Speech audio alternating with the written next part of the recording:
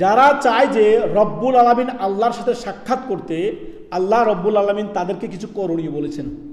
সূরা কাহফের সর্বশেষ আয়াত 110 নম্বর আয়াতে আল্লাহ তাআলা বলেন, ফামান কানা ইয়ারজু লিকা রাব্বিহি ফালইয়ামাল আমালান সলিহা। যে ব্যক্তি যারা আল্লাহর সাথে সাক্ষাৎ করতে ইচ্ছুক তারা যেন সৎকর্ম করে আল্লাহ এবং কি তার রাসূল সাল্লাল্লাহু আলাইহি সাল্লামের দেখানো পথে চলে। অর্থাৎ আপনার জীবন হবে ঈমানী জীবন, আপনার জীবন হবে তাওহীদের জীবন, আপনার জীবন হবে সৎকর্ম জীবন, আপনার জীবন হবে নেক আমলের জীবন।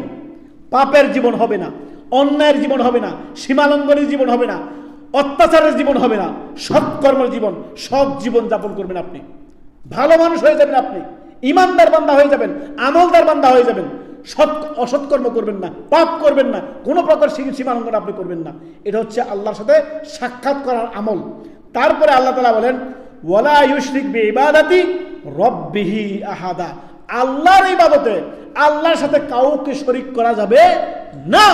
আল্লাহর সাথে কাউকে শরীক করলে কি হয়? শিরক হয়। আর আল্লাহ বলেছেন, ইন্না শিরকা লা যুলমুন আযীম।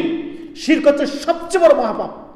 আল্লাহর সাথে আপনি কাউকে শরীক করলেন, সবচেয়ে বড় জুলম হচ্ছে শিরক। অতএব শিরক মুক্ত থাকতে হবে, বিদআত মুক্ত থাকতে হবে, সৎকর্ম করতে হবে, আল্লাহ এবং তার রাসূলের পথে চলতে হবে। তাহলেই আপনি আল্লাহর সাক্ষাৎ পাবেন, জান্নাতে আল্লাহকে সচক্ষে দেখতে পাবেন। ঈমানী জিন্দেগি থাকলে মুমিনের জন্য আল্লাহ তাআলা বলেন, ওয়াইদ্দাত লিল মুত্তাকিন। আল্লাহ ভীরু মুত্তাকিন যারা আল্লাহকে ভয় করে তাদের জন্য আল্লাহ তাআলা জান্নাত তৈরি করেছেন। আল্লাহু আকবার। ওয়ালিমান খাফা মাকামা রাব্বিহি জান্নাতান।